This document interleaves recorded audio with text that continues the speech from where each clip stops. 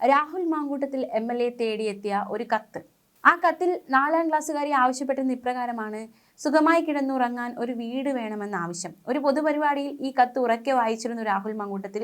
കഴിഞ്ഞ ദിവസം അത് യാഥാർത്ഥ്യമാക്കി ആ 4ാം ക്ലാസ്സുകാരിക്ക് ആ വീടെന്ന സ്വപ്നം, ആ വീട് തന്നെ കൈമാറിയിരിക്കുകയാണ്. രാഹുൽ മാങ്കൂട്ടത്തിൽ MLAയുടെ സ്മൈൽ ഭവന പദ്ധതിയിലൂടെ വീട് സമ്മാനിച്ചിരിക്കുകയാണ് ആ 4ാം ക്ലാസ്സുകാരിക്ക്. ആ കത്തൊരു കല്ലായി, ആ കല്ലൊരു വീടായി, ആ ചിരികൾ തുടരട്ടെ എന്ന് പറഞ്ഞുകൊണ്ട് രാഹുൽ മാങ്കൂട്ടത്തിൽ ഫേസ്ബുക്കിലൂടെ ആ സന്തോഷമൊക്കെ പങ്കുവച്ചിരിക്കുകയാണ്. ഒരു പൊതുപരിപാടിയിൽ വെച്ചാണ് തന്നെ തേടിയെത്തിയ ആ കത്തിനെക്കുറിച്ചും ആ കത്തിൽ എഴുതിയിരുന്ന വാക്കുകളും രാഹുൽ മാങ്കൂട്ടത്തിൽ ഉറക്കെ വായിക്കുന്നത്. തനിക്ക് ഒരു വീട് വേണമെന്ന ആവശ്യമായിരുന്നു ഒരു 4ാം ക്ലാസ്സുകാരി കത്തിലൂടെ തന്നോട് ആവശ്യപ്പെട്ടത്. എന്തായാലും ആ കത്ത് വായിക്കുന്നതും ആ കത്തൊരു മറുപടിയായി മാറിയതുമൊക്കെയാണ് തൻ്റെ ഒരു വീഡിയോ ആയി ഫേസ്ബുക്കിലൂടെ രാഹുൽ മാങ്കൂട്ടത്തിൽ പങ്കുവച്ചിരിക്കുന്നത്. ആ വീട് കൈമാറിയിരിക്കുകയാണ് ആ 4ാം ക്ലാസ്സുകാരിക്ക്.